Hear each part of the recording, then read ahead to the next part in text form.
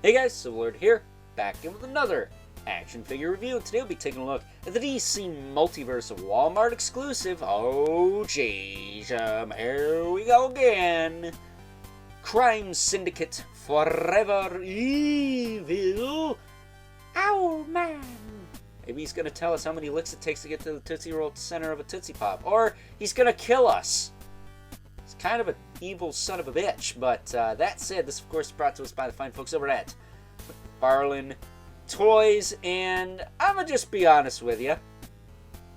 Right out the gate, in case you missed the Target exclusive version of Owlman, this is a definite must-have because I think Owlman's a cool character. However, if you already got that one, you don't really need this one. That said, plus side about this one, it's $5 cheaper because it doesn't come with a Starro piece. Because fuck Starro. Who gives a fuck about Starro? Starro sucks.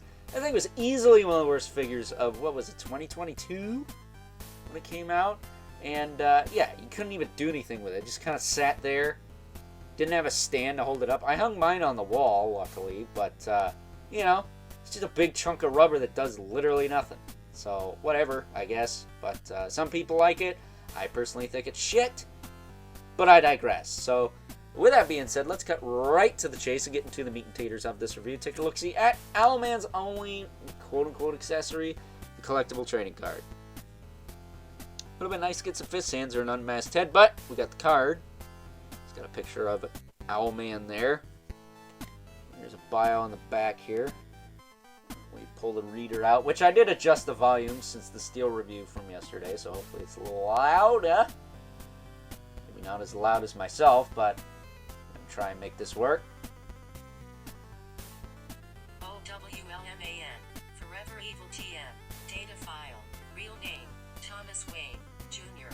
As a boy, Thomas Wayne, Jr. plotted with the family beautier, Alfred, to kill his parents, Thomas and Martha Wayne, whom he feared were squandering his inheritance. His younger brother, Bruce, was also killed by Alfred and Thomas to stamp out any weakness in the older boy. As an adult, Thomas would become the brutal Owlman ruling Gotham City by any means necessary. After the destruction of his world, Owlman traveled to Earth with the Crime Syndicate. He disappeared following the defeat of the Crime Syndicate, Multiverse. And there you go. Owlman literally killed everybody. What a piece of shit. Very interesting origin there.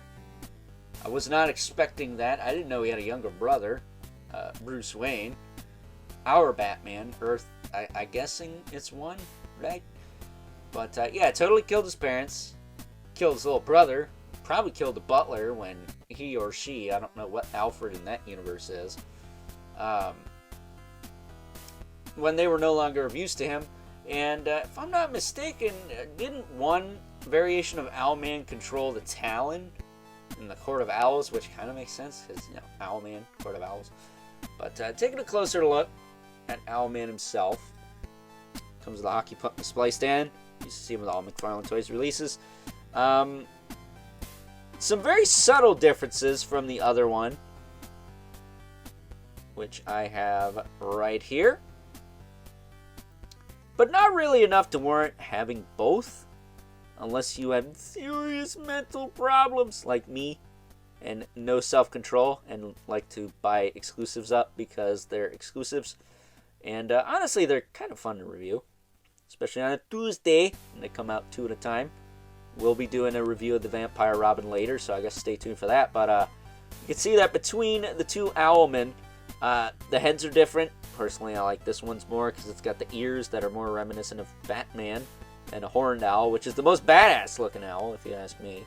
The gauntlets are different. I actually think this guy's are a little cooler, but they look a little bit more like Aquaman gloves. And then the knee pads are different. This one's a little bit more streamlined. This one's got more texture to it. And then this one has the circle belt buckle. This one does not. So very interesting. And this one's cape is also a little softer, a little bit more shinier, glossier. This one is a little bit more matte and a little bit stiffer. So pick your poison, really.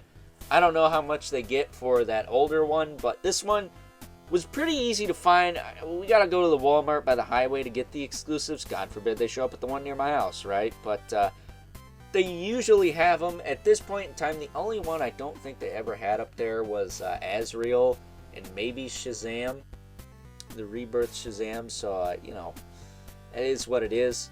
That said, as I mentioned before, this guy did not come with a Starro piece, so if you wanted that, you're kind of SOL there. But can I just say something about Starro for a minute? They just did that NFT BS wave, and unfortunately, I missed the Green Lantern because I was looking for DC Multiverse. They're DC Direct. Can we just cut that crap, please? It's the same shit in different packaging. Like, why aren't Page Punchers just called DC Multiverse? They're DC Multiverse figures. They're not DC Direct. DC Direct stuff breaks. Like, and it's not even like the animated series stuff that's being reissued now. Like, just call them Multiverse so they're easier to find. Okay? And, you know what? A little side tangent. Screw Mattel and that whole rock-on thing. Like, could you honestly be a little better with notifications, please, so I don't miss pre-orders of other stuff I want? Because the whole reason I missed that Green Lantern is because I had the old man, a.k.a. Mr. Brian, a.k.a. my dad, going after Rock-On because we didn't know it was going to be delayed. So, in trying to get that, I missed the Green Lantern. And at this point, as I'm recording this video, long in advance, mind you, still haven't got it. That said, hopefully by the time this video goes live, I'll have a line on that. So, you know, it is what it is. But these companies need to learn someday that we as collectors, are not fans of the rigmarole bullshit it takes to get figures. We have money, you have figures, we give you the money for the figures, you give us the figures. Everyone wins. Doesn't need to be a chase, doesn't need to be a hunt, doesn't need to be a hassle, but they, for some reason, keep thinking it's like 1995 and everything's got to be a chase. I don't understand that. And then there are all the douchebags on eBay that won't get real jobs and just flip shit for a living. This hobby's insufferable. I can completely understand why my dad's getting out of it. So, that aside, I like this figure. Despite the fact that I do have this version, and this version to me is a little better. Maybe some part swapping would maybe make the perfect Owlman, as long as the colors match. I know this guy's cape's a little brighter. Looks a little whitish. But as far as articulation goes, his head can look up and down. A little bit. Can the other one look up and down better? It can. So, yeah, this one's got this kind of neck thing going on. It kind of looks like a mullet sticking out of his mask there, so he can't really look up, despite the fact that his cape is softer. He can look up a little tiny bit, but not a ton. But he can look down. He can tilt, rotate side to side. Shoulders pop up, go back down, then rotate forward and back. There's a bit of play with that cap. Bicep swivel, double elbow. It's got a ball hinge wrist. Works quite well. He's got a diaphragm joint, but he's got that rubber tube thing going on. So he's got the tube inside, and then he's got the rubber piece on the outside. It works.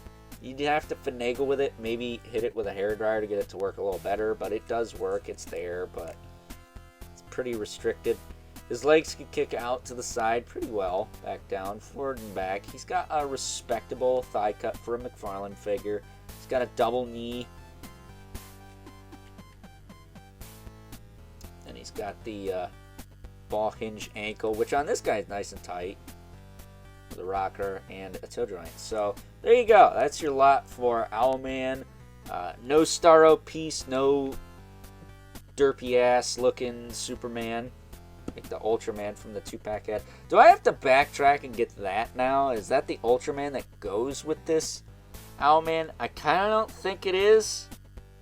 I feel like this is going to be a Wal-Mart thing, where they're going to release members of the Crime Syndicate as exclusives throughout the year, which I'm okay with, because I want a Johnny Quick to go with the set I already have, and I don't know why we don't have him yet. But we got, what is it, Atomica, the female Atom, evil version of the Atom there. And again, derp-ass looking Superman that came with that Ultraman and that 2-pack there that I skipped. Hopefully I don't have to backtrack and buy that. I am really hoping I don't have to backtrack and buy that. If I do, better be 20 friggin' bucks. Better be. Or at the very least I do head swap on Superman, I guess. But, yeah, man, I dig this figure. Again, I don't think it's as strong as this one, maybe. But that comes down to personal preference. I like the old one a little more, sculpt-wise. And I think if you took the two and kit bashed them together, you could make the perfect Owlman. I do think we could have got some alt hands with this guy, though, because I noticed with the Batman Beyond collectible wave... Son of a bitch. Batman Beyond collectible wave, what do you do with Ninja Flips for me? When they reissued those figures, they came with different stuff. And it doesn't seem like that's happening with the Crime Syndicate here. So that's a bit unfortunate. But before I wrap this up, let's bring in the Mythic Legion's Brother Mandibulus here. There. And the infamous 11 Spawn, who is a little bit taller, maybe neck and neck with Owlman there. But whether he's evil or not, yeah, I don't think Batman or Owlman is really a match for good old Al Simmons here. You know, I love Batman. He's one of my favorites, but Al Simmons has, like, powers and shit, so he could probably knock the dog crap out of Batman if he really wanted to. Yeah, I know he threw a batarang in his face and he's got a scar from it, but let's be honest. He doesn't have it anymore. So, with that being said, it's time now that we wrap things up. Some final thoughts. Overall, and if you were one of the unlucky people who missed out on the Target exclusive version of good old Owlman here, then this is a definite must-have, because Owlman's a pretty cool character. Not gonna lie, my favorite member of the Crime Syndicate, but that shouldn't surprise anyone since he is the Earth, is it 2 version of our very own Bruce Wayne, the Dark Knight himself, Batman. That said, if you do already have the Target exclusive version of Owlman, it's completely up to you whether or not you find this figure necessary for your McFarlane Toys DC Multiverse collection, because it is just a new head in a different color scheme. I don't even think the alias is different. I think the alias between the two is exactly the same, and there's really not much here to warrant picking this up again, unless, like I said before, you missed the Target exclusive version, or if you're like me and have serious mental problems and like to just buy crap on a whim. This is a figure I kind of bought on a whim. I don't regret it at all. I like it quite a bit.